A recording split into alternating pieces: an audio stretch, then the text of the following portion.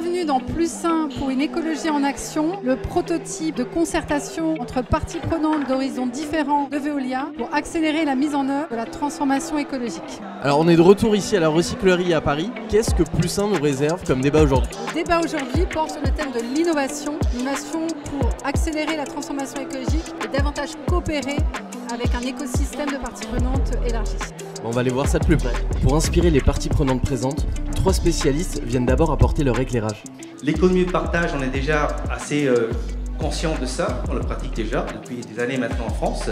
Mais imaginez qu'on arrive à adapter ce modèle de partage au monde d'entreprise. Là, ça devient très intéressant. La question maintenant, c'est qu'est-ce qu'on peut partager pour le bien commun? La notion d'utilité en innovation, elle est compliquée parce que la notion de valeur, elle est différente pour toutes les parties prenantes. On ne pourra pas construire le monde de demain, l'entreprise de demain, inventer les services de demain sans un changement radical de compétences, de leadership et de conscience. Bonjour Navi, quel message êtes-vous venu porter au monde de Plus Sain aujourd'hui? Ça fait 5 mois maintenant que je sillonne la France à la découverte justement des solutions écologiques. Et ce que j'ai noté, c'est que quand il existe des écosystèmes qui mettent en commun, qui conjuguent en fait des compétences différentes parties prenantes, on arrive à co-créer des solutions et des innovations qui sont systémiques parce qu'elles ont un triple impact sur le plan économique, social et écologique. Plus de coopération, ça passe par quoi concrètement? Alors plus de coopération, c'est pas d'avoir plus de coopération, mais mieux coopérer. Et ça implique justement avoir une diversité de parties prenantes. Et plus on a une diversité d'acteurs, particulièrement de territoires, on arrive à créer ce qu'on appelle des solutions robustes et résilientes qui ont un impact économique, social et écologique qui est beaucoup plus important que si on collaborait avec un groupe relativement homogène de partenaires. Après s'être présentés, les membres de Plus Sain essaient à leur tour de trouver des solutions pour renforcer l'innovation entre parties prenantes.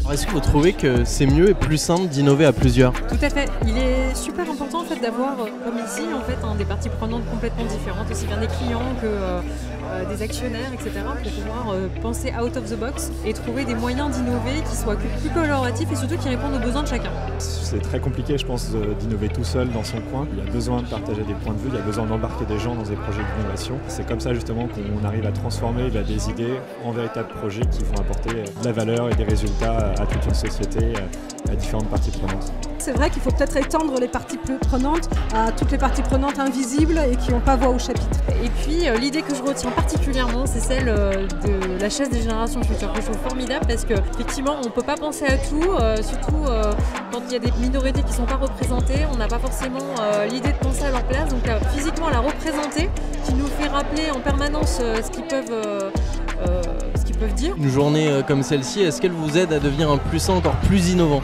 Alors on essaye effectivement, c'est vrai que de se l'appliquer à soi-même, ces principes justement d'innovation, d'ouverture avec d'autres acteurs, d'autres horizons, c'est pas forcément facile, mais effectivement de participer à une journée comme celle-ci, ça aide. J'espère.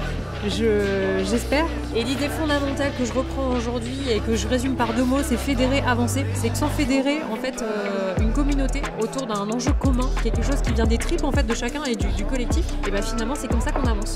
Qu'est-ce qui vous a particulièrement marqué aujourd'hui? La diversité de la discussion, la diversité des personnes présentes, bien évidemment. Je me suis vraiment enrichi dans la discussion.